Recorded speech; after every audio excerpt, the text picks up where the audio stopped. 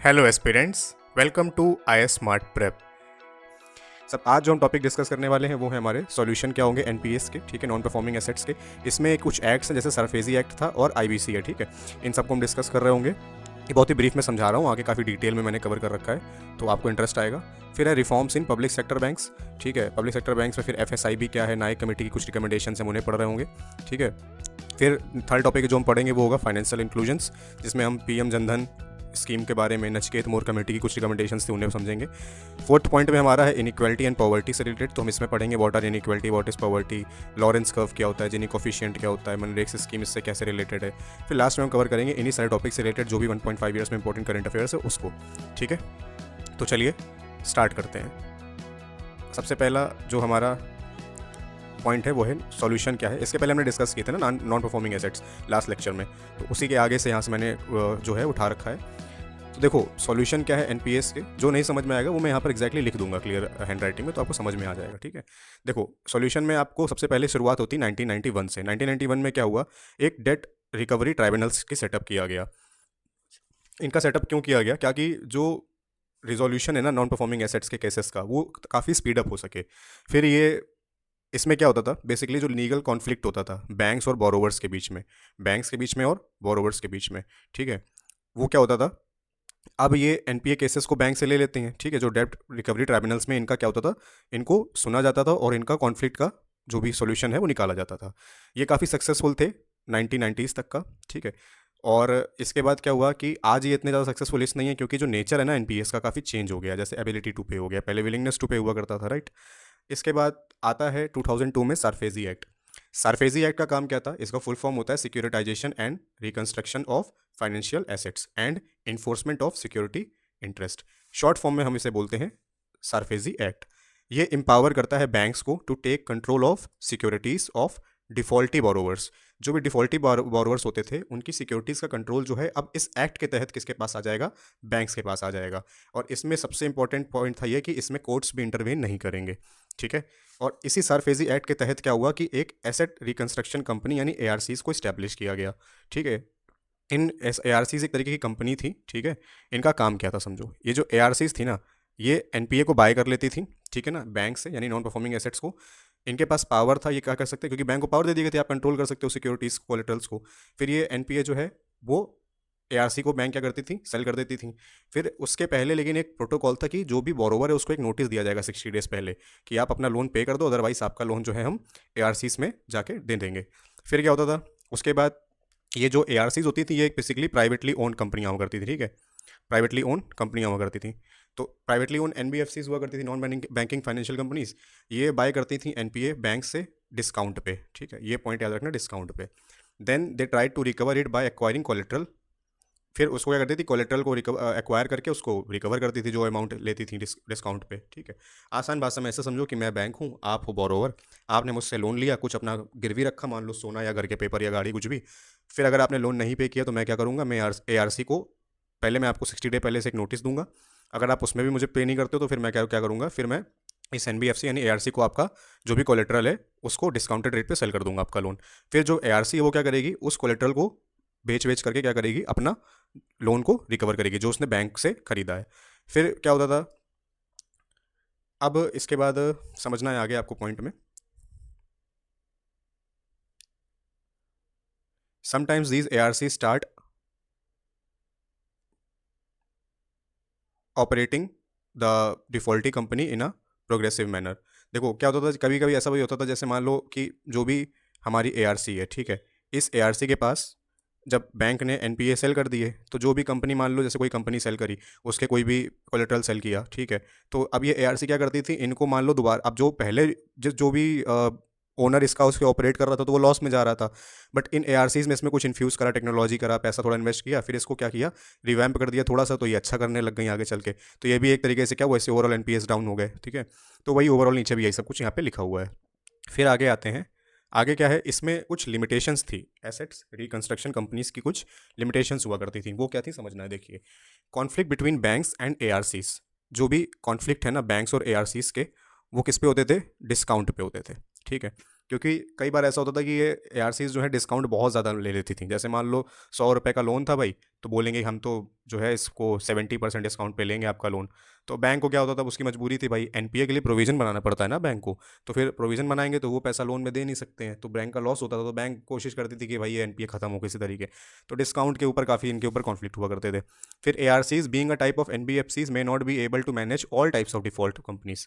भाई एक एनबीएफसी है, लेकिन डिफॉल्टिंग कंपनीज तो डिफरेंट डिफरेंट तरीके की हो सकती थी। कोई स्टील से रिलेटेड हो सकती है, कोई आर एंड डी से रिलेटेड हो सकती है, कोई हो सकती है मे बी सॉफ्टवेयर से रिलेटेड कंपनी। तो सब में एक्सपर्ट तो होगी नहीं है, इस वजह से प्रॉब्लम हो होती थी, ये सब लिमिटेशंस थी। फिर थर्ड था बैड बैंक्स। बैड बैंक्स मतलब क्या, समझिए थोड़ा सा। देखिए, बैड बैंक मतलब ये फंक्शन करते हैं सिमिलर तरीके से एआरसी जैसी होती थी ना, वैसे ये भी फिर फंक्शन करते हैं। लेकिन इसमें गवर्नमेंट का रोल काफ़ी काफ़ी ज़्यादा हुआ करता था, with a greater role of government. India में 2021 में क्या हुआ, इस बैड बैंक में के तहत ही NARCL यानी नेशनल ARC लिमिटेड यानी national asset reconstruction company limited का सेटअप किया गया।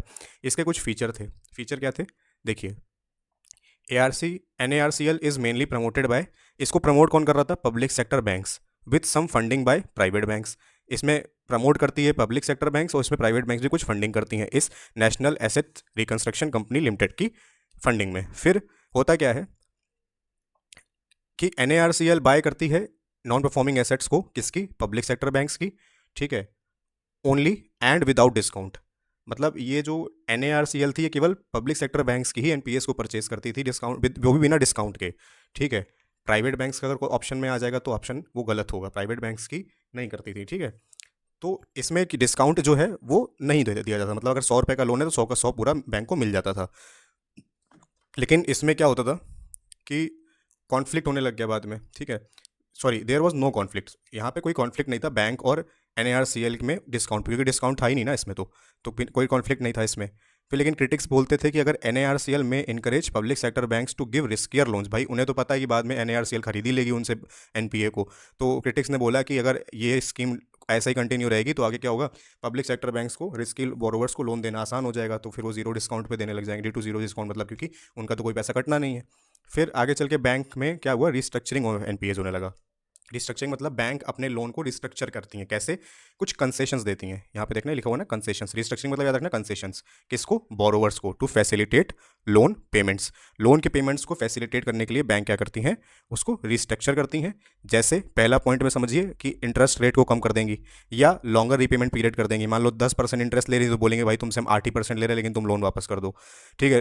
पहले मान लो टाइम दिए तो 3 साल का, बोल देंगे चलो 5 साल का दिया तो मैं 5 साल में मुझे जो है लोन को रीपेमेंट कर दो। तो इस तरीके के कुछ कंसेशंस बैंक देती थी। इससे होता क्या था ओवरऑल कि अगर बैंक को थोड़ा टाइम मिल जाता था, अगर उसको एनपी कैटेगरी में डालेंगे नहीं, क्योंकि ये उम्मीद होती है कि भाई बोरोवर वापस करेगा पैसा। अब एनपी कैटेगरी में नहीं डालेंगे तो उससे क्या होगा, उससे ये होगा कि उन्हें प्रोविजन नहीं करना पड़ेगा और फर्दर लोन्स देने के लिए पैसा होगा बैंक के पास। एंड इसी तरीके से अगर यही सेम रिस्ट्रक्चरिंग अगर किसके लिए करी जाए, फर्म्स और कंपनीज के लिए, तो उसे बोला जाता है कॉर्पोरेट डेप्ट रिस्ट्रक्चरिंग। इंपॉर्टेंट है टर्म, ये याद रखना, ठीक है। कॉर्पोरेट डेप्ट रिस्ट्रक्चरिंग अगर क्या करे, बैंक रिस्ट्रक्चर करे लोन्स किसके, फॉर्म्स या कंपनीज के।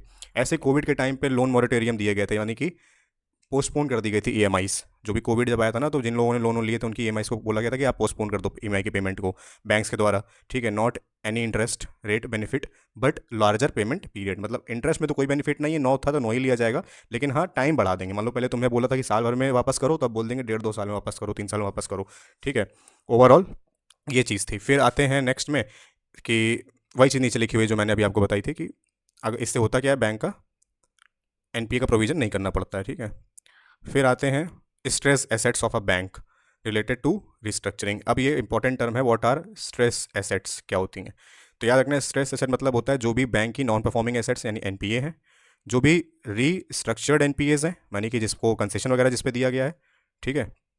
इसके बाद जो भी राइट ऑफ्स हैं, यानी वो लोन जो अब मान लिए गए कि अभी वापस आएंगे ही नहीं, इन सबको जब ऐड कर दिया जाए तो बनता है हमारा stress assets. NPA, restructured NPA और राइट ऑफ्स तीनों मिला के क्या बनती हैं, स्ट्रेस एसेट्स। फिर आता है बेटर मेजरमेंट।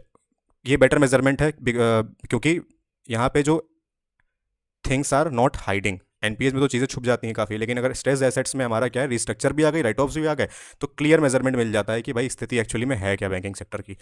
फिर देर कुछ लिमिटेशंस हैं, ठीक है, रिस्ट्रक्चरिंग को लेकर के। बोला जाता है कि रिस्ट्रक्चरिंग को मिस यूज भी किया जा सकता है, क्योंकि बैंक के द्वारा, क्योंकि बैंक क्या करेंगे, एक्सेसिव रिस्ट्रक्चरिंग करेंगे एनपीएस का, एक्सेसिव रिस्ट्रक्चरिंग करेंगी, क्यों? क्योंकि इसे बोलते हैं एवरग्रीनिंग ऑफ एनपीएस, यानी रेगुलर रिस्ट्रक्चरिंग करेंगी तो क्या होगा, NPAs by the banks to improve their balance sheet. ये भाई मैंने आपको बताया था ना कि जो बैंक हैं उनको अपनी बैलेंस शीट में प्रोविजन एनपीएस के लिए नहीं करना पड़ेगा अगर रिस्ट्रक्चरिंग हो रही है, तो इस वजह से क्या करेंगे बैंक, वो मिसयूज़ कर सकती हैं।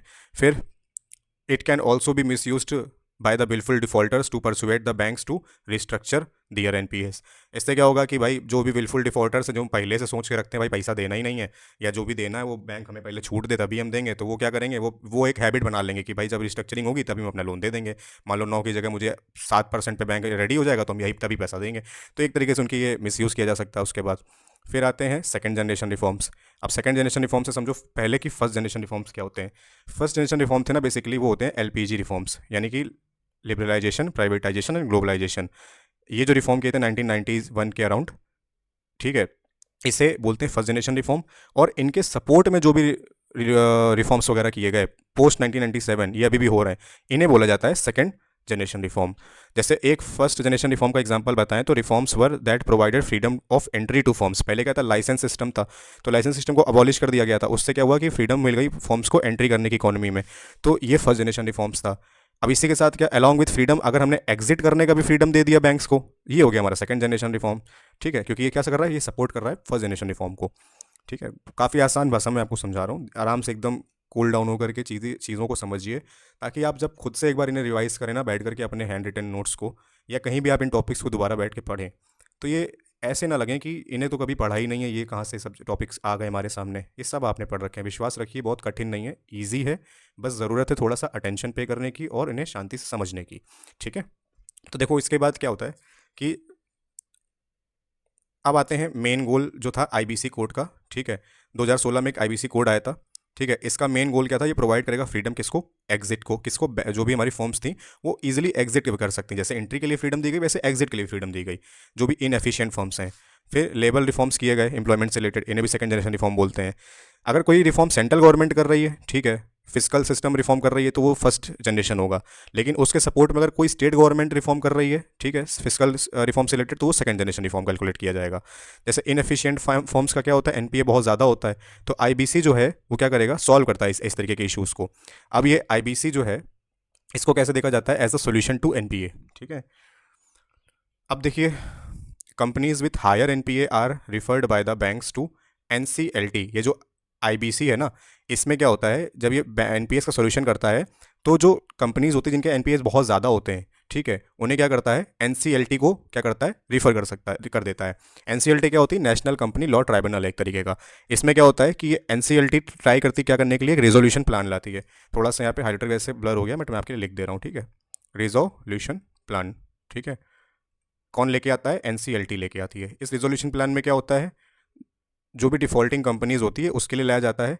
इसमें एनसीएलटी इनवाइट करती है ऑक्शन और बिड किसको, सेल करने के लिए डिफॉल्टिंग कंपनी को सेम सेक्टर में। जैसे मान लो स्टील की कंपनी ने डिफॉल्ट किया, तो उसे स्टील का एक बोरोवर ढूंढेंगी और उसी को सेल करेंगी, ताकि ओवरऑल एफिशिएंसी आ जाए और जो भी इसमें प्रॉब्लम्स थी उसे दूर करके ये कंपनी दोबारा से स्टार्ट करी जा सके।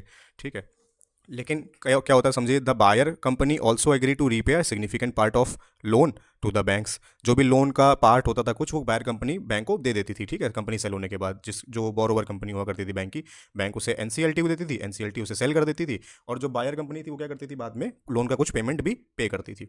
अब इसको क्या बोलते हैं, अगर रिजोल्यूशन प्लान सक्सेसफुल नहीं हुआ तब क्या होता था। If resolution plan is not successful then within 330 days, ये लिमिट याद रखना, एनसीएलटी क्या करेगा, प्रोसीड करेगा लिक्विडेशन के लिए। लिक्विडेशन मतलब होता है कि वो एसेट जो पहले कंपनी को, सेम कंपनी को सेल करी जा रही थी, कि भाई आपको जो है एज अ पूरी कंपनी बेच दे रहे हैं, अब उस कंपनी की जो भी एसेट्स हैं, यानी मशीनरी है, व्हीकल्स रिलेटेड टू कंपनी है, कुछ भी है, उसको उठा के अब सीधे सेल कर देंगे, क्योंकि भाई कोई बरोबर खरीद नहीं रहा है, कुछ इसका कुछ मतलब कोई आउटकम निकल के नहीं आ रहा रिस्ट्रक्शन प्लान का, तो रिजोल्यूशन प्लान का, तो क्या करते हैं फिर लिक्विडेशन पे आ जाते हैं कि भाई एक एक चीज़ कंपनी की सेल करी जाएगी, लैंड सेल करी जाएगी, व्हीकल्स जो भी कंपनी के हैं, मशीनरी है ना, इक्विपमेंट्स हैं, वो सब सेल कर दिए जाते हैं। इसमें क्या होता है, लेकिन ओवरऑल देखा जाए तो लिक्विडेशन जो है ना वो डिज़ायरेबल नहीं होता, किसके लिए, ओनर के लिए, कंपनी, क्योंकि उसका लॉस हो जाता है। एम्प्लॉयज़ के लिए, क्योंकि उनकी नौकरी चली जाती है। भाई लिक्विडेशन मतलब पूरी कंपनी भी आप तोड़ तोड़ के बेची जाएगी, मशीन अलग जाएगी, सॉफ्टवेयर अलग जाएगा, कंप्यूटर अलग जाएगा, व्हीकल अलग जाएगा, तो भाई एम्प्लॉयज़ की नौकरी भी तो चली जाएगी। ठीक है, बट रिजोल्यूशन प्लान में क्या हो रहा था, नौकरी नहीं जा रही थी, एक जगह से दूसरी जगह बस ओनर का ट्रांसफ़र हो जाता था। ठीक है, लेकिन अब यहाँ पर एम्प्लॉयज़ की नौकरी चली जाएगी, बैंक्स को भी बहुत नुकसान होता था इसमें, है ना।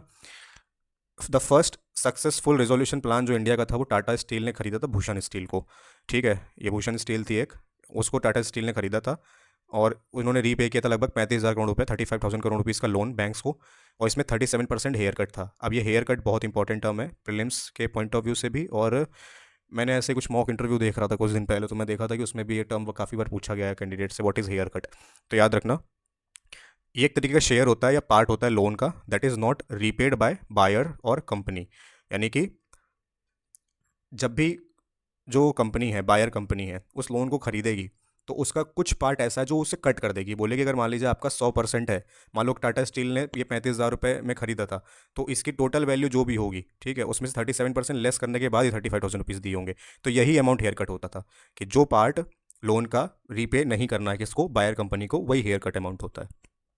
अब आईबीसी का अगर लिमिटेड अप्रेजल की बात करें तो have been found to be the most successful solution to NPAs in last decade.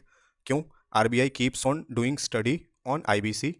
One of RBI studies displayed that 45% of NPAs referred to it और refer to IBC are recovered. यानी काफ़ी अच्छा outcome जो है ये आईबीसीज वगैरह सब मिल रहा है। आरबीआई भी इसे मॉनिटर कर रहा है, जो भी लोन इसको जो भी केसेस दिए गए उसमें से 45% एनपीए जो थे वो रिकवर कर लिए गए, ठीक है। और अगर यही सेम चीज़ अदर सॉल्यूशन से तुलना करी जाए तो केवल उनसे 25% रिकवरी हुई है। तो ओवरऑल देखा जाए तो आईबीसी का अच्छा मतलब रेट रहा रिकवरी का।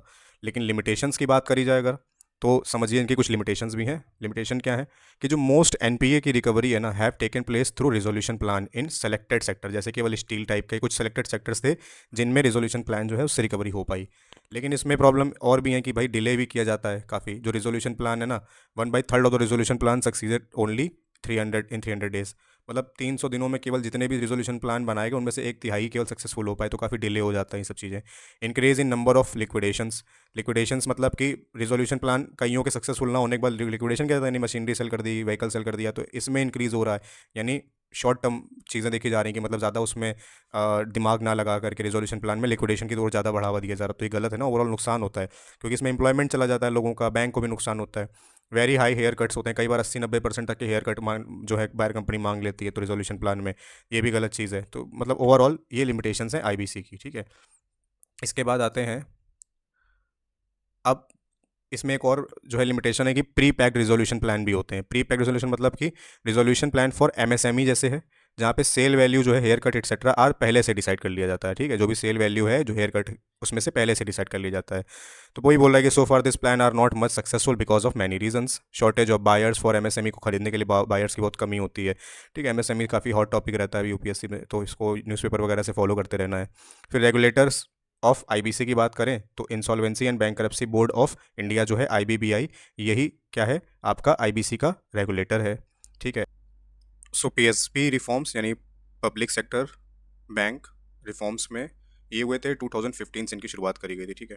2015 से इनकी स्टार्टिंग करी गई, और ये रिफॉर्म क्यों करे गए थे सबसे पहले तो ये इंपॉर्टेंट है। देखो, क्योंकि इनके एनपीएस बहुत ज़्यादा हाई थे, ठीक है, कैपिटल एडिक्वेसी लो थी और प्रोफेशनलिज्म की बहुत ज़्यादा कमी थी। इस वजह से इनमें रिफॉर्म 2015 से इनिशिएट किए गए थे।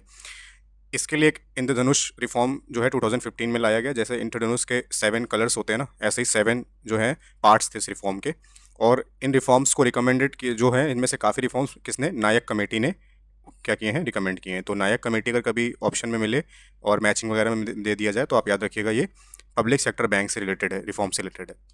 पहला था separation of the top positions order, यानी कि चेयरपर्सन, जैसे टॉप पर्सन में क्या पोजीशन में क्या होता था कि चेयरपर्सन और एमडी सेम आदमी बना दिया जाता था, सेम पर्सन को। तो ये गलत है।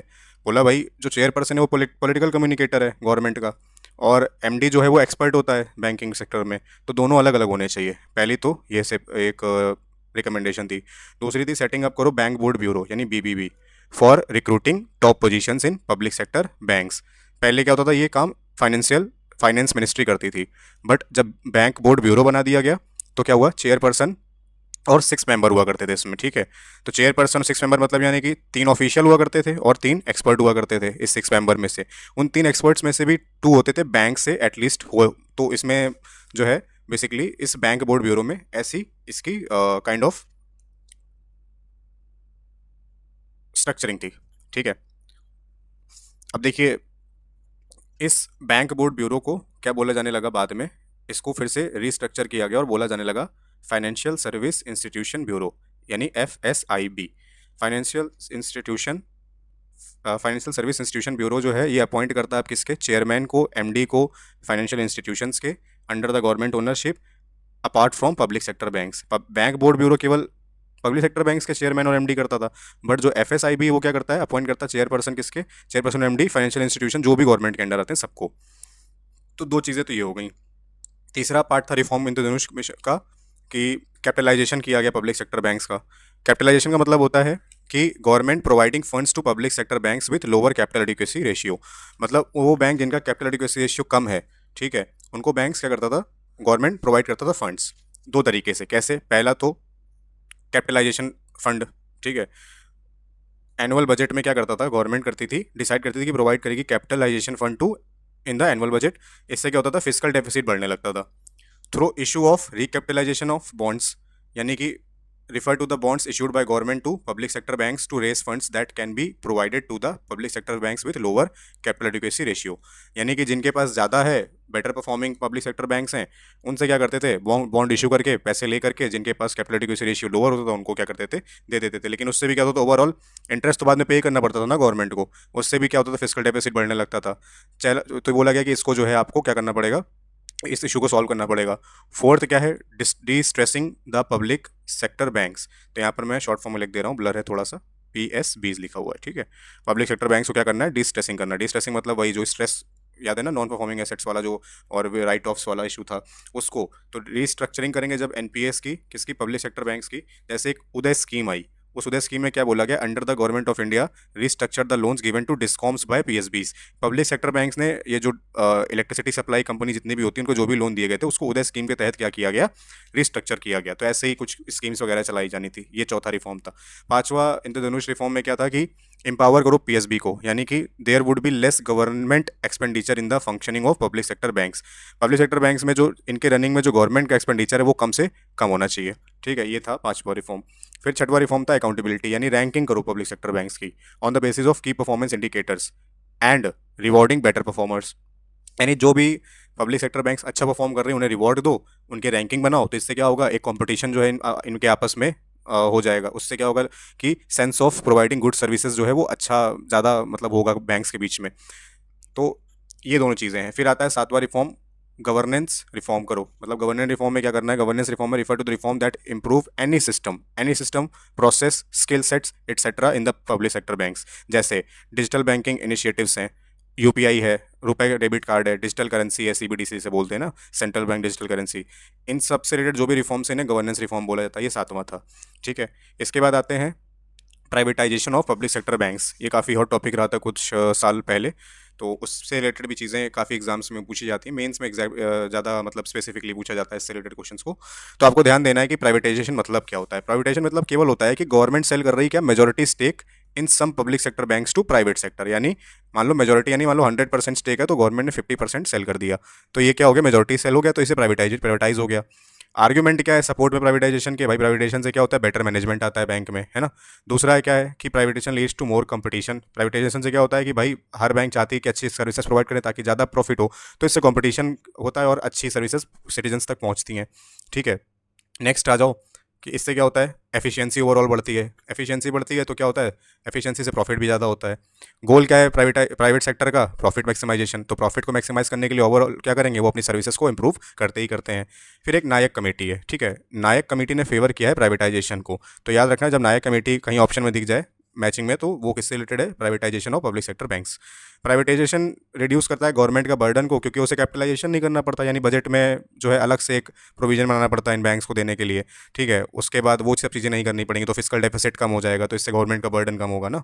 फिर आर्ग्यूमेंट करा जाए डिफेंस में क्या है पब्लिक सेक्टर बैंक्स के, यानी कि अगेंस्ट प्राइवेटाइजेशन बोला जाए, तो भाई higher NPS with public sector banks are not only due to poor management but also due to their exposure to the loans given to riskier section. जैसे कि agriculture है, इंफ्रास्ट्रक्चर है, ये सब प्रायोरिटी सेक्टर लेंडिंग में आ गया है। तो अब वो बैंक का भाई NPA हायर केवल इस वजह से नहीं है क्योंकि वो पुअर मैनेजमेंट है, इस वजह से भी क्योंकि उनके ऊपर कंप्लायंस है कि उन्हें PSL के तहत एग्रीकल्चर, इंफ्रास्ट्रक्चर, MSME इन सबको लोन देना है, और ये हाईली रिस्की होते हैं, है ना, लोन की इनकी वापसी सही से नहीं हो पाती है, इस वजह से भी है। दूसरा completion can be sorry, competition can be encourage even among the public sector banks through reforms. अगर कंपटीशन ही लाना है तो रिफॉर्म्स लेकर के आ जाओ, ठीक है, जैसे अकाउंटेबिलिटी वगैरह, तो उससे क्या होगा, कंपटीशन अच्छा हो जाएगा। अकाउंटेबिलिटी यानी कि जो भी आपका, मान लीजिए ये बैंक है, तो इसमें अकाउंटेबल पर्सन जो भी है उसको वो कर दो कि भाई आपकी ये पर्टिकुलर रिस्पॉन्सिबिलिटी, इसको फिक्स कर दो इस व्यक्ति को, तो ये अपने आप जो है वो कंपटीशन इंकरेज होने लगेगा। ए बैंक बी बैंक से तुलना करेगी, बी बैंक सी बैंक से तुलना करेगी, तो इन सब के बीच में कंपटीशन होने लग जाएगा रिफॉर्म्स लाने से, है ना।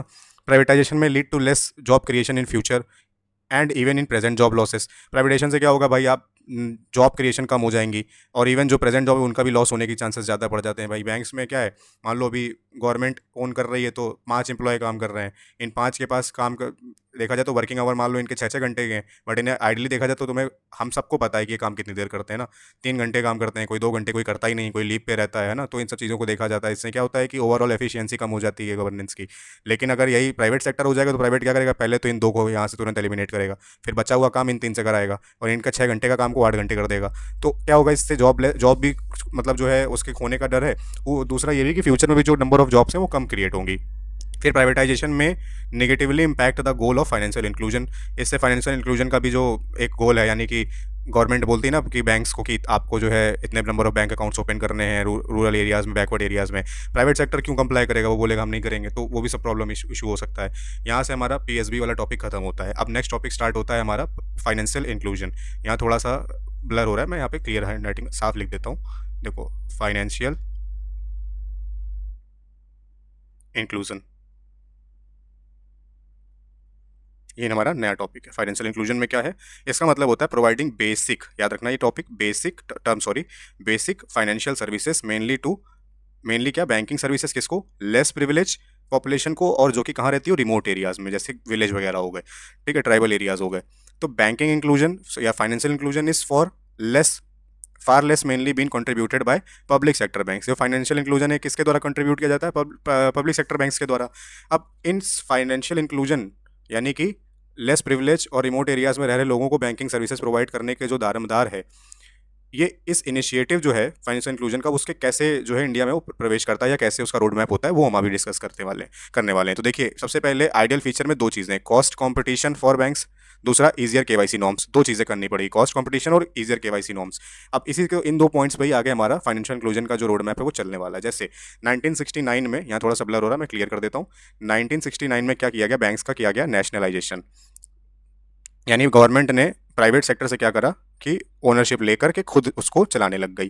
क्यों करा था, क्योंकि इन्हें लोन्स प्रोवाइड करना था किसको, एग्रीकल्चर सेक्टर को, और जो भी प्रायोरिटी सेक्टर लैंडिंग वाले एरियाज होते हैं इनको। इस वजह से 1969 में क्या किया गया, नेशनलाइजेशन किया गया।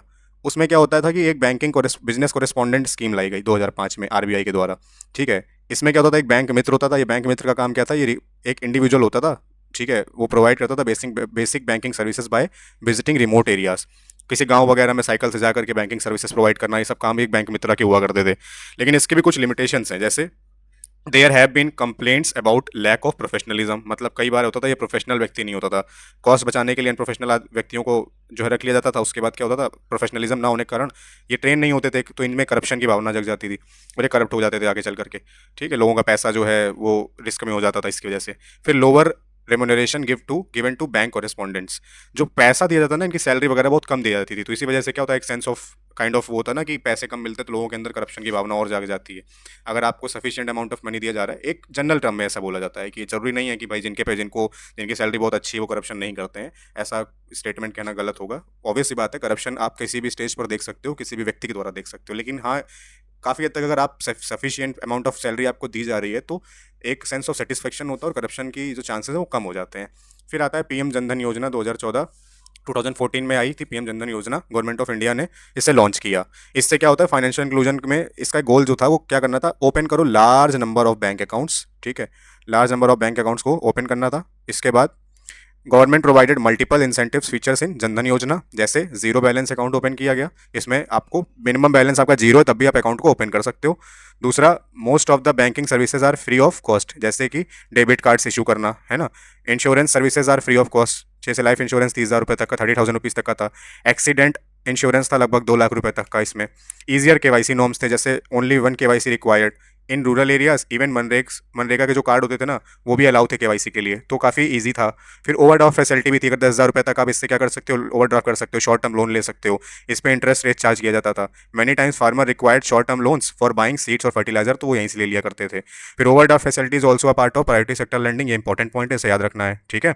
Bank can count the overdraft amount in priority sector lending, that is they are required to lend 40% of priority sector lending, ठीक है। टू प्रायोरिटी सेक्टर लैंडिंग मतलब प्रायोरिटी सेक्टर में 40% अपने उसका लैंड करना पड़ता है।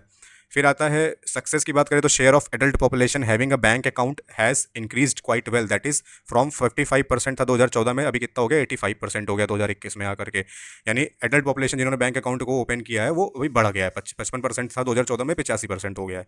लिमिटेशंस की बात करें जनधन योजना की तो बहुत ज़्यादा कॉस्ट इफेक्टिव नहीं है बैंक्स के लिए, क्योंकि बैंक्स का ओवरऑल इसमें लॉस होता है। क्योंकि पहली बात तो लोअर रिवेन्यू है क्योंकि जीरो बैलेंस है, दूसरा हायर एक्सपेंस होता है क्योंकि कॉस्ट जो है सर्विसेज जो है फ्री ऑफ कॉस्ट है, और मोर नंबर ऑफ बैंक अकाउंट्स इसमें ओपन किए गए। मैनी डुप्लीकेट बैंक अकाउंट भी हैं इसमें, इसकी वजह से भी ये प्रॉब्लम्स होती हैं, ठीक है। अब आगे आते हैं, देखते हैं there are some dormant account, जैसे जनधन योजना में क्या है कि जिसमें डोरमेंट अकाउंट मतलब जो भी बैंक अकाउंट्स पे 2 ईयर्स से ज़्यादा ट्रांजेक्शन जो है वो पेंडिंग है, ठीक है। मतलब जो नो ट्रांजेक्शन फॉर 2 ईयर्स, कोई ट्रांजेक्शन नहीं किया गया, तो वो डोरमेंट अकाउंट की कैटेगरी में आ जाता है। और इसी के साथ साथ आपको समझना होगा कि it should not be counted as a financial inclusion, because इसमें तो कोई ट्रांजेक्शन हो ही नहीं रहा है।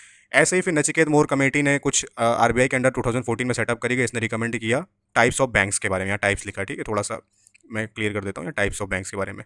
तो 2 रिकमेंडेशन हैज़ बीन एक्सेप्टेड, पहला तो पेमेंट बैंक्स, दूसरा स्मॉल फाइनेंस बैंक, एफ बीस मतलब स्मॉल फाइनेंस बैंक्स होता है। इन स्मॉल फाइनेंस बैंक्स, यहाँ पे थोड़ा सा ब्लर है, मैं क्लियर लिख देता हूँ, स्मॉल फाइनेंस बैंक्स, ठीक है। देखो स्मॉल फाइनेंस बैंक्स का बेसिकली क्या रोल है, देखिए नचिकेत मोर कमेटी की 2 रिकमेंडेशंस थी। पहली कि जो मैनी टाइप्स ऑफ बैंक्स इन्होंने बताया था, दूसरा 2 रिकमेंडेशन क्या थी, पेमेंट्स बैंक और स्मॉल फाइनेंस बैंक्स। तो जो स्मॉल फाइनेंस बैंक है ये क्या है, they are the banks that accept deposit from public mainly to provide, ये इंपॉर्टेंट पॉइंट है, चीपर लोन्स, ठीक है, mainly to provide cheaper loans, किसको, लेस प्रिविलेज सेक्टर को, जैसे एग्रीकल्चर और एमएसएमई है, इनको चीपर लोन प्रोवाइड कराने के लिए हमने क्या करा, स्मॉल फाइनेंस बैंक को एक तरीके से स्टैब्लिश किया। रीज़न क्या था, अभी क्या करेंगे, काफ़ी तेज़ी से स्प्रेड आउट कर रही हैं, इसका रीज़न ये है कि 2016 से क्या बैंक के एनपीएस काफ़ी कम हो गए हैं। दूसरा जो रिकमेंडेशन थी पेमेंट बैंक्स की, तो पेमेंट बैंक में क्या है भाई, ये एक्सेप्ट कर सकते हैं डिपॉजिट केवल 2 लाख तक के। 2015 में ये इफेक्ट में आए थे, 2015 में। और इनकी केवाईसी कैसी है, सिंपल है, क्योंकि इनकी डिपॉजिट की लिमिट केवल 2 लाख रुपीज़ है। और payment banks can not give loans to public, ये याद रखना, ये प्रीलिम्स में पूछा गया स्टेटमेंट है, ठीक है, ये पब्लिक को लोन नहीं दे सकते हैं, ठीक है। ये क्रेडिट कार्ड भी इशू नहीं कर सकते हैं, ये सब स्टेटमेंट आए हुए हैं, ठीक है। क्रेडिट कार्ड भी इशू नहीं कर सकते हैं, ना ही टाइम डिपॉजिट लेंगे, ना ही एनआरआई की डिपॉजिट लेंगे। Payment banks must keep 75% of NDTL into SLR, यानी अपनी जो भी net demand and time liability उसका 75% इनको एसएलआर में रखना होता है। Payment banks have less number of branches, यहाँ पर थोड़ा सा ब्लर है, मैं क्लियर लिख देता हूँ, यहाँ पे लिखा हुआ है have less number of branches and ATMs and they mainly provide digital banking, इसीलिए इनकी ऑपरेशन कॉस्ट क्या होती है, कम होती है, ठीक है, लोअर कॉस्ट होती है। कंट्रीब्यूट करते हैं फाइनेंशियल इंक्लूजन में, क्योंकि इनकी केवाईसी आसान होती है, केवल एक केवाईसी की जरूरत होती है ना, यहाँ पे केवल एक केवाईसी से आपका काम चल जाता है। बैंक अलाउ करती हैं ईजियर रेमिटेंस को, ये सबसे बड़ा इनका इंपॉर्टेंट रोल है, क्योंकि रेमिटेंसेज में इनका कोई भी मतलब जवाब नहीं है, बहुत बढ़िया काम करती हैं। कैसे, मान लीजिए कोई माइग्रेंट है, वो वर्कर अपना रेमिटेंस भेजता है, तो अपनी कोई भी लोकल परचून की दुकान है उससे इनके टाइप्स होते हैं पेमेंट बैंक्स के, तो वो माइग्रेंट क्या करेगा, इन लोकल कस्टमर्स जो हमारे स्टोर्स होते हैं इनमें पैसा भेजेगा और ये उस माइग्रेंट के घर पे दे देंगे, ठीक है, उस माइग्रेंट के घर पे पैसा दे देंगे। तो ओवरऑल ये क्या थोड़ा बहुत कमीशन चार्ज करते हैं उस चीज़ के लिए, लेकिन इससे कितना सारा लेबर बच गया कि पहले शहर जा करके बैंक से पैसा विड्रॉल करना पड़ता है इस घर के किसी सदस्य को। मान लो वहाँ पे कोई बुजुर्ग महिला है जिसको कुछ पता वता नहीं है, तो अब सिंपल जाएगी स्टोर में पैसा लेगी और अपना जीवन यापन करेगी। माइग्रेंट्स के लिए काफ़ी आसानी हो गई। फिर most payment banks were already providing some services in remote area, जैसे एयरटेल पेमेंट बैंक है, जियो बैंक है, और पेटीएम पेमेंट बैंक जो है अभी इसे क्या कर दिया गया है, ये बंद हो गया, अब ये एग्जिस्टेंस में नहीं है। इंडियन पोस्ट पेमेंट बैंक भी सेम यही काम कर रहा है। इनका ओवरऑल देखा जाए तो ये लॉस में होते हैं क्योंकि इनको लोन्स देने की परमिशन नहीं होती है, ठीक है, वही चीज़ यहाँ पे लिखी हुई है। यहाँ पर हमारा टॉपिक ये खत्म होता है। नेक्स्ट टॉपिक है हमारा inequality and poverty. Inequality and poverty हमें 2-3 चीज़ें ध्यान से समझनी होंगी। क्या क्या, इनइक्वालिटी पॉवर्टी में देखिए, main focus on economic inequality में होगा हमारा इस पर्टिकुलर, क्योंकि हम इकोनॉमिक्स पढ़ रहे हैं। We may have to link economic inequality with social inequality. अभी इंक्रीज अगर हो रही है इनकम इनइक्वालिटी तो उसका क्या मतलब है? इसका मतलब ये है कि जो गैप है, ठीक है, जो गैप है between average income earned by different sections of society is increasing. मान लो एक सोसाइटी में ये कुछ लोग रहते हैं, तो इनकी कुछ एवरेज इनकम है, ठीक है। इस एवरेज इनकम में क्या है कि जो भी इस इनकी एवरेज इनकम है, यदि उसमें गैप वो बढ़ रहा है, तो इसका मतलब क्या होता है कि आपके सोसाइटी में या उस इकोनॉमी में इनकम इनइक्वालिटी राइज कर रही है, बढ़ रही है। ये अच्छी बात नहीं है कंट्री के लिए। दूसरी मेजर ऑफ इनकम इनइक्वालिटी की बात करें तो दो मेजर है, लॉरेंस कर्व और जिनी कोफिशिएंट। लॉरेंस कर्व का क्या काम होता है? ये क्या करता है? प्लॉट करता है बेसिकली क्यूमुलेटिव परसेंटेज किसका? पॉपुलेशन का, और क्यूमुलेटिव परसेंटेज किसका? इनकम का। तो इस अब डायग्राम को थोड़ा ध्यान से देखिएगा, थोड़ा मैं आपके लिए आसान बनाता हूँ। ये वाली जो आप एक्सिस देख रहे हो ना, ध्यान से देखिए इस एक्सिस को। ये जो आप एक्सिस देख रहे हैं, ये एक्सिस आपका इनकम को रिप्रेजेंट करता है, और ये वाला जो एक्सिस है, ये यहाँ जो मैं बना रहा हूँ अभी, ये आपका रिप्रेजेंट करता है किसको? पॉपुलेशन को, ठीक है। थोड़ा सा डार्क कर देता हूँ ताकि कन्फ्यूजन ना हो। इनकम, और ये एक्सिस को बता रहा है पॉपुलेशन को, ठीक है। अब देखिए इसी में इस छोटे से स्क्वायर को ध्यान से देखिएगा, इस वाले स्क्वायर को ध्यान से देखिएगा, ठीक है।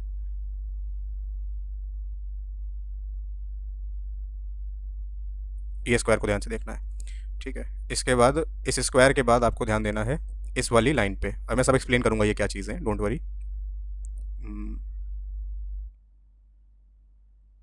इस वाली लाइन को ध्यान से देखना है थोड़ा सा, ठीक है। थोड़ा सा मैं इसको डार्क कर रहा हूँ ताकि आप समझ पाएँ कि एग्जैक्टली ये क्या चीज़ है। ये है लाइन ऑफ परफेक्ट इक्वलिटी, जो अभी मैं जिसमें कलर फिल कर रहा हूँ, ये लाइन ऑफ परफेक्ट इक्वलिटी। इस लाइन ऑफ परफेक्ट इक्वलिटी से जो ये कर्व आपको दिख रहा है, ये वाला कर्व, जस्ट अ सेकेंड,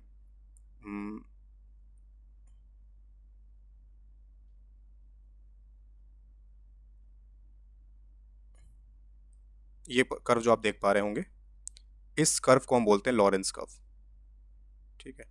अभी लॉरेंस कर्व निकल के कैसे आता है वो आपको मैं बताता हूँ।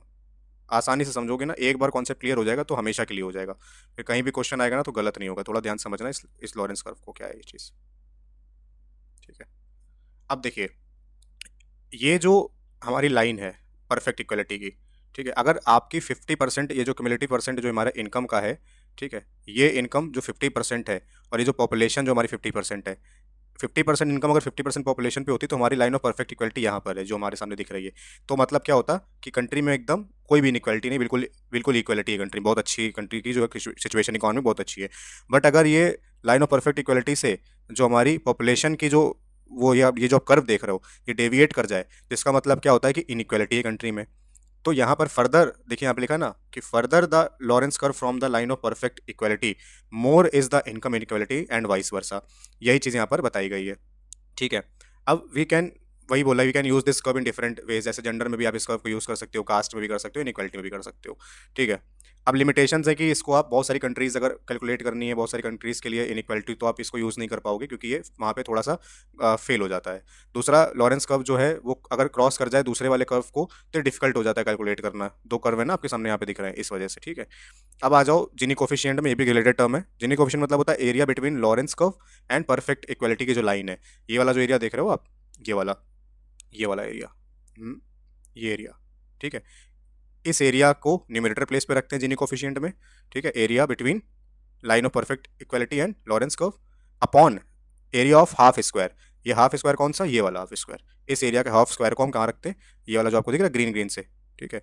इस स्क्वायर को हम कहाँ रखते हैं? डिनोमिनेटर प्लेस पे रखते हैं। तो हमारी जो वैल्यू निकल करके आती है वो किसकी निकल के आती है? जिनी कोफिशिएंट की वैल्यू। ये स्टेटमेंट अगर प्रीलिम्स में आएगा तो 100% ट्रू होगा कि फर्दर या farther the Lorenz curve from the perfect equality line higher will be the value of Gini coefficient.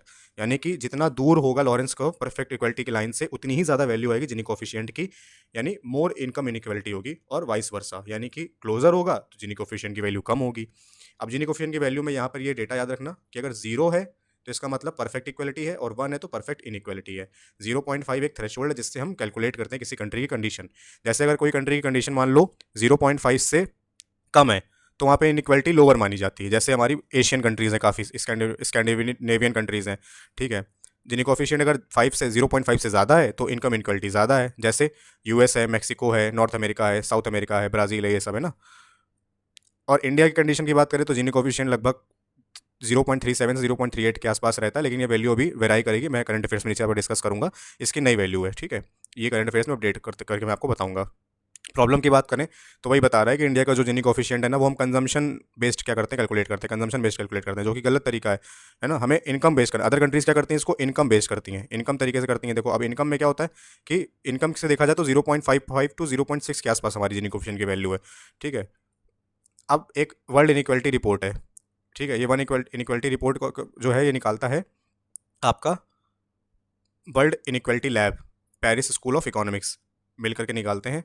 इसमें बताया गया कि इंडिया के जो टॉप 1% पॉपुलेशन है ना, ये अर्न करती है 22% ऑफ नेशनल इनकम, और जो बॉटम 50% है वो क्या करती अर्न करती है लगभग 13% ऑफ नेशनल इनकम। तो इसको जरा ध्यान से समझिएगा, बहुत बड़ी चीज़ है ये। 1% पॉपुलेशन के पास केवल 22% कंट्री की इनकम है, और निचली 20% जो पॉपुलेशन का तबका है उसके पास केवल 13% है। फिर नोबेल ल्यूटरेट जो है थॉमस पिकेटली और चांसल ने इंडिया की इनकम इनइक्वालिटी के बारे में बताया 1921 से 2014 तक के। तो बताया कि they come with an conclusion that कि ड्यूरिंग 1950 एंड 1980s इंडिया का जो जीडीपी ग्रोथ है लोअर है, ठीक है। तो उस टाइम पर जो इनकम इनइक्वालिटी है ये भी कंट्री में लोअर है। यहाँ पे इनकम इनइक्वालिटी लिखी है, थोड़ा सा ब्लर है, मैं क्लियर लिख देता हूँ। तो जब जीडीपी ग्रोथ कम है तो इनकम की जो इनइक्वालिटी है ये भी क्या है, ग्रोथ कम है। लेकिन पोस्ट 1980s देखा जाए तो इनकम की जो इनइक्वालिटी है वो बढ़ जाती है। कैसे? क्योंकि 1991 के बाद क्या रिफॉर्म किए गए थे, तो लोगों की इनकम बढ़ी, फास्टर इनकम बढ़ी, तो फास्टर तरीके से क्या हुआ, इनकम की इनइक्वालिटी भी बढ़ गई कंट्री में। In India higher GDP growth and higher income inequality has been witness together. अब आता है कि भाई रीज़न क्या है बिहाइंड हाई इनकम इनइक्वालिटी।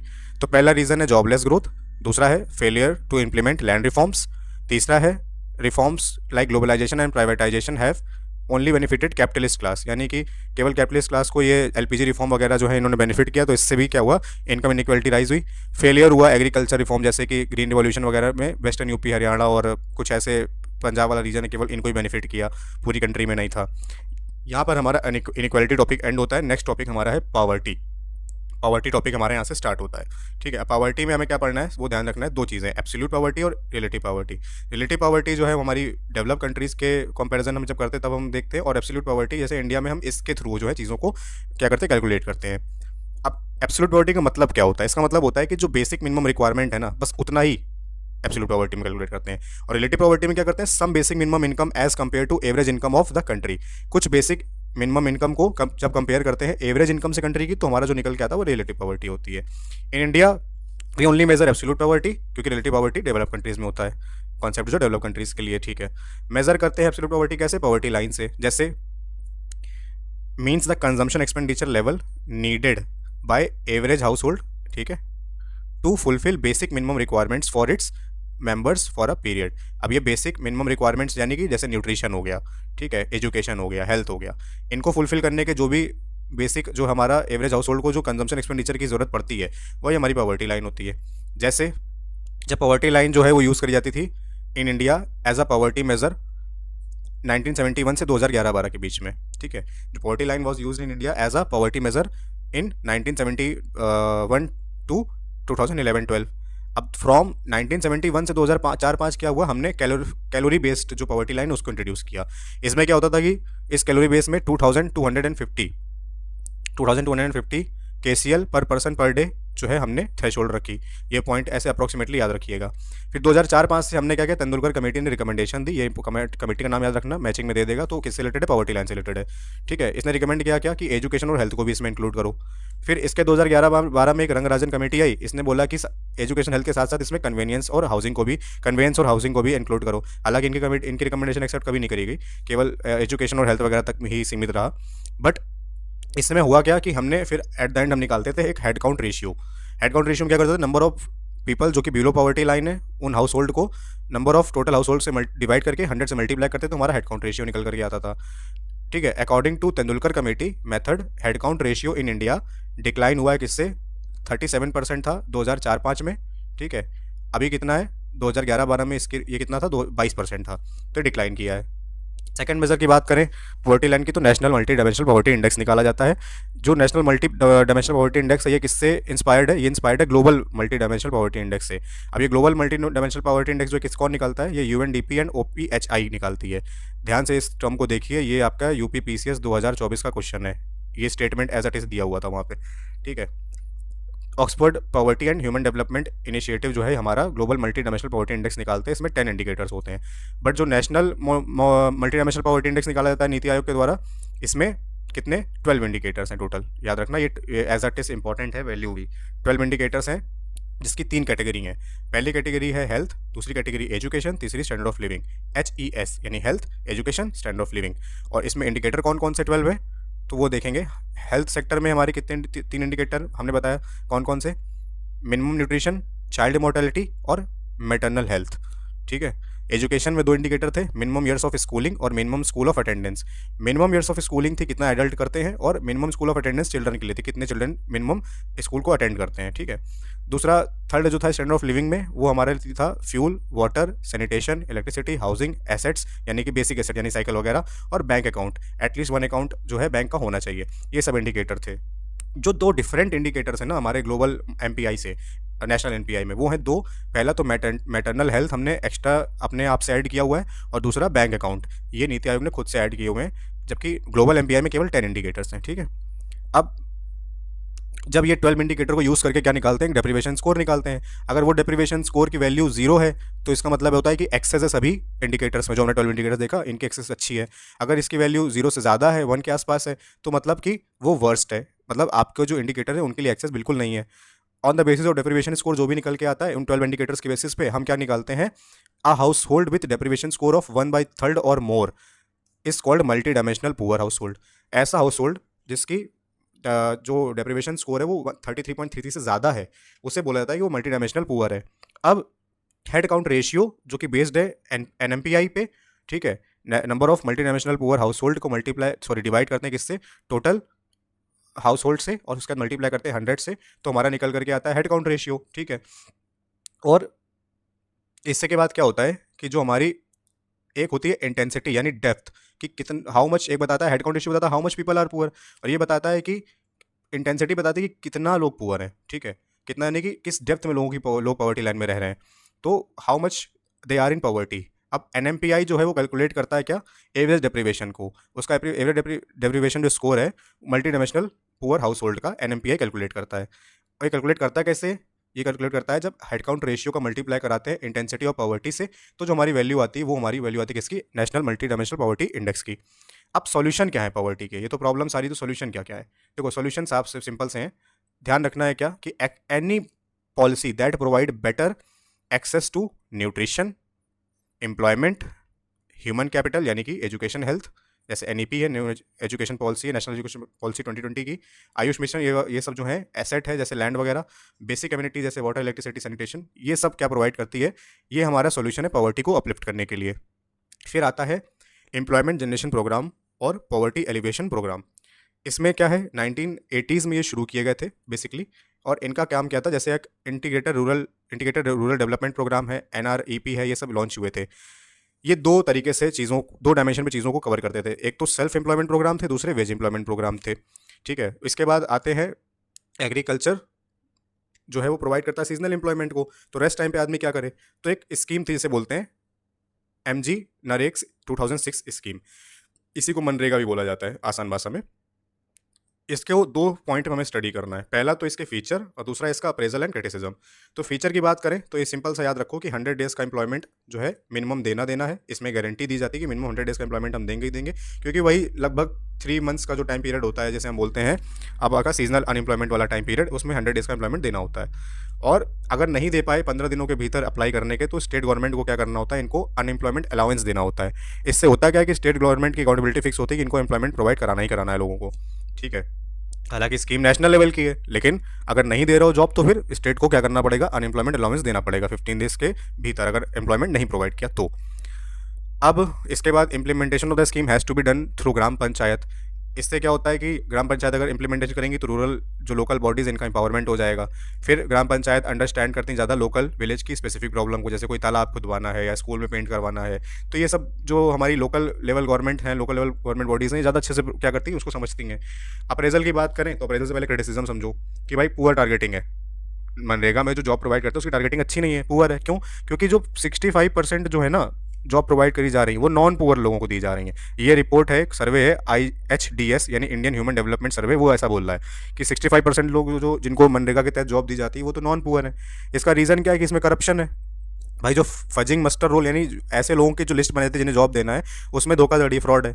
ठीक है, इसी तरह इंटर स्टेट डिफरेंसेस भी हैं, जैसे तमिलनाडु केरला गवर्नमेंट अच्छा कर रही है, ठीक है, काफ़ी बढ़िया करती है, और राजस्थान की गवर्नमेंट भी बेटर कर रही है, बट बहुत सारे स्टेट है जो इसमें अच्छा नहीं भी कर रहे हैं। पुअर क्वालिटी के एसेट्स जो इसके तहत जो एसेट्स बनाई जाती है लोगों को पेमेंट दे करके, एम्प्लॉयमेंट दे करके, वो बहुत पुअर क्वालिटी की होती है। क्योंकि इसमें पहली बात तो higher wage to material ratio है, यानी कि जो भी आप वेज दे रहे हो और जो भी आप मटेरियल में पैसा लगा रहे हो उसके बीच में डिफरेंस है। 60% पैसा जो भी आता है वो वेज देने में चला जाता है और 40% की केवल उसमें मटेरियल यूज़ होता है, तो क्वालिटी बहुत अच्छी नहीं होती है। ऐसे ही अगर देखा जाए, लेकिन इसके कुछ एग्जांपल भी, जैसे केरला और तमिलनाडु गवर्नमेंट क्या कर रही है, कम मटेरियल में इन्वेस्ट करके भी अच्छा इंफ्रास्ट्रक्चर बना रही है। पुअर गवर्नेंस की वजह से ये चीज़ें होती हैं। लेकिन जैसे मान लो यहाँ पर जैसे एग्जांपल है, जैसे with same amount of money we can have good quality assets also, जैसे according to data states like Tamil Nadu, Kerala have spent even less on material yet they were able to create good quality assets। तो यहाँ पर क्या है, governance खराब है, इसी वजह से लोग ज़्यादा पैसा इन्वेस्ट कर रहे हैं तब भी क्वालिटी के एसेट्स नहीं बना पा रहे हैं, बट तमिलनाडु केरला अच्छा कर ले गए। फिर बेनिफिट्स की बात करें तो पॉवर्टी इससे कम हुई है, सोशल इकोनॉमिक बेनिफिट्स भी लोगों को मिलते हैं। पॉवर्टी में जैसे आपने देखा 2005 के बाद से क्या हुआ, पॉवर्टी कम हो गई। ठीक है, और सोशल इकोनॉमिक बेनिफिट्स की बात करें तो लगभग 40% जिनको जॉब दी जाती है उनमें से 40% लोग जो है वो महिलाएं हैं। तो इससे क्या होता है, वुमेन एम्पावरमेंट होता है, और जब वुमेन एम्पावरमेंट होता है तो वुमेन कहाँ पैसा इन्वेस्ट करती हैं, अपने बच्चों की एजुकेशन में, हेल्थ में और स्किल में। फिर इसके बाद और बेनिफिट्स की बात करें तो एम्पावरमेंट होता है साथ ही साथ ग्राम पंचायत का। हाईएस्ट जॉब क्रिएशन स्कीम है ड्यूरिंग कोविड लॉकडाउन। अगर ये स्कीम ना होती तो कोविड के जो इम्पैक्ट और बुरे हो सकते थे, लेकिन जस्ट बिकॉज मनरेगा इसके इम्पैक्ट इतना ज़्यादा ड्रेस्टिक नहीं हुए। रिसेंट इश्यूज़ की बात करें तो लैक ऑफ फंड्स, यानी कि इसको अच्छे से फंडिंग नहीं करी जा रही। आप देखते हो ना, अभी बजट आया था उसमें भी मनरेगा का जो है वो एलोकेशन है उसे कम कर दिया गया। ठीक है, अब गवर्नमेंट ऐसा बोलती है कि ये डिमांड ड्रिवन स्कीम है, जब डिमांड होगी तब इसमें फंड डाला जाएगा, बट ऐसा नहीं है, क्योंकि एग्रीकल्चर जो सीज़न है वो लगभग 3 महीने का जो है केवल ऐसा पीरियड होता है जब लोगों के पास जॉब नहीं होती है। तो एग्रीकल्चर सीजन के तो फिक्स टाइम पीरियड है ना, तो ऐसा एक्सपर्ट्स बोलते हैं कि ऐसा नहीं करना चाहिए, गवर्नमेंट को इसमें ज़्यादा बढ़ावा देना चाहिए, पैसा ज़्यादा फंडिंग करनी चाहिए, बजट में एलोकेशन ज़्यादा करना चाहिए, ताकि लोगों के पास पैसा और उनकी पॉवर्टी का एलिविएशन किया जा सके और अच्छा वो अपनी लाइफ में कर सकें। साथ ही साथ इसमें एक और प्रॉब्लम है कि जो मैंडेटरी आधार बेस्ड अटेंडेंस कर दी गई है, बहुत सारे लोगों के पास अभी आधार ही नहीं है, तो वो बेचारे इससे एक्सक्लूड हो जाते हैं। ठीक है, as well as wage payment to workers. ठीक है, इसकी वजह से क्या है कि अगर अटेंडेंस नहीं हो पा रही है आधार बेस, तो नौकरी नहीं उनको मिल पा रही, जॉब ही नहीं मिल पा रही है, अप्लाई नहीं कर पा रहे हैं वो लोग। अब इसमें से रिलेटेड कुछ करंट अफेयर्स है, तो मोटा मोटा जो करंट अफेयर्स हमने लास्ट लगभग 1 ईयर में अपडेट किया है उसको मैंने आपके सामने रखा हुआ है। इसमें आपको ध्यान देना है केवल क्या कि जो ग्रॉस एनपीए हेरे का रेशियो है ना वो नीचे गया है। कैसे? 2.58% था कभी 31 मार्च 2025 में, किससे डाउन मारा है? 9.11% से, जो कि था 31 मार्च 2021 को। यानी 2021 से 2025 के टाइम पीरियड में जो हमारा ग्रॉस एनपीए है रेशियो है वो कम हुआ है। ये स्टेटमेंट अगर प्रीलिम्स में पूछा जाता है तो स्टेटमेंट सही होगा। रुपीज़ के उसमें देखा जाए तो 6.16 लाख से कहाँ कितना कम हुआ है? 2.84 लाख पहुँच गया, यानी इतना डाउन मार गया अभी। अब सिस्टम वाइड देखा जाए तो ग्रॉस एनपीए की बात करें तो ओवरऑल 2.3% जो है वो ग्रॉस एनपीए जो है अराउंड कितना 2.3% है मार्च 2025 के अकॉर्डिंग। लेकिन इसमें जो पब्लिक सेक्टर बैंक का जो ग्रॉस एनपीए है वो कहाँ कितना हुआ है कम? 3.7% था मार्च 2024 में, अभी कितना है मार्च 2025 में? 2.8% लगभग है। और वही जबकि प्राइवेट बैंक से देखा जाए तो वो केवल 2.8% ही रिमेन है, यानी सेम पीरियड में देखा जाए तो इसका जो एनपीए की वैल्यू है कम नहीं हुई, वो 2.8% ही बनी हुई प्राइवेट बैंक्स की। जीनी कोफिशिएंट की बात करें तो ये इंपॉर्टेंट थोड़ा सा ध्यान रखिएगा, आपसे सिंपल ट्रेंड्स पूछे जाएंगे यूपीएससी में, लेकिन अगर आप स्टेट पीसीएस की प्रिपरेशन कर रहे हो तो आपको ये डिजिट्स भी थोड़ा अच्छे से ओवरऑल एक माइंड में, ब्रेन में रखनी है, ताकि ऑप्शन में आए तो गलत ना हो। कैसे इंप्रूव हुआ है देखो, जीनी कोफिशिएंट जो कंजम्पशन बेस्ड इंप्रूव हुआ है किससे? 2.8% था 2011-12 में और 25.5% हो गया ये 2022-23 में। ठीक है, तो ये कम हुआ है, ऑप्शन में आएगा तो हाँ ये कम हुआ है। अर्निंग की बात करें, earning India the distinction of being fourth most equal country globally in terms of consumption inequality, ना कि इनकम इनइक्वालिटी। याद रखना ये पॉइंट बहुत इंपॉर्टेंट है। ठीक है, कंजम्पशन इनइक्वालिटी में फोर्थ मोस्ट इक्वल कंट्री है इंडिया, बट इनकम के बेसिस पे नहीं, वो वहाँ पर इनकम लगा देगा तो आप कंफ्यूज हो सकते हो। तो याद रखना, कंजम्पशन जगह इनकम फिट कर देगा तो गलत हो जाएगा वो स्टेटमेंट, कंजम्पशन करेगा तो सही है। How ever income and wealth inequality remains deep and persistent. जैसे कि आपको पता है कि रिचेस्ट 1% होल्ड कर रहे हैं कितना 40% ऑफ टोटल वेल्थ, जबकि बॉटम 50% कितना करते हैं केवल 3% वेल्थ को। और इनकम जिनी इज अराउंड 0.41 है। अगर इनकम से जिनी को निकालेंगे तो वैसे तो कितना हमारा ऊपर 28 से निकल के आया 25.5 कंजम्पशन पे, बट ये अगर इनकम से कैलकुलेट करें तो कितना 0.41 है, जो कि हायर है किससे 1955 से, क्योंकि 1955 में क्या था, लोगों की इनकम कम थी तो इनक्वालिटी भी कम थी। बट अभी क्या है, ये 1955 से कम है। एंड टॉप 10% कितना अर्न कर रहे हैं, 13%, 13 टाइम्स ज़्यादा अर्न कर रहे हैं बॉटम 10% से। यानी अगर इंडिया की पॉपुलेशन को ऐसे एक लेडर में बनाया जाए तो जो ऊपर के 10% लोग हैं ना, वो नीचे के 10% लोगों से 13 गुना ज़्यादा पैसा कमाते हैं, 13 गुना ज़्यादा उनके पास पैसा है। तो इतनी ज़्यादा इनकम इनइक्वालिटी है, ठीक है। यही इसी के साथ जो मल्टी डायमेंशनल पॉवर्टी है, वो आपको पता होना चाहिए कि जो हमारा इंडिया की रैंक है ना, ठीक है, मल्टी डायमेंशनल पॉवर्टी में वो 102 है 193 कंट्रीज में से। जेंडर इनइक्वालिटी इंडेक्स में ऐसा देखा गया कि इंडिया की रैंक 102 है 193 कंट्रीज में से। और जो वुमेन का लेबर फोर्स पार्टिसिपेशन है वो अभी भी एक चैलेंज है, मतलब वुमेन का पार्टिसिपेशन ओवरऑल इक्वालिटी देखा जाए जेंडर इक्वालिटी में तो कम है, ठीक है। इसी वजह से हमारा जो रैंक है इंडिया का बहुत अच्छा नहीं है। इसी के साथ हमारा लेक्चर होता है समाप्त। Thank you so much last तक बने रहने के लिए। उम्मीद है आपको ये सारी चीज़ें बहुत अच्छे समझ में आई होंगी, और इस चैनल को लाइक करिए, शेयर करिए, सब्सक्राइब करिए। मिलते हैं नेक्स्ट वीडियो में।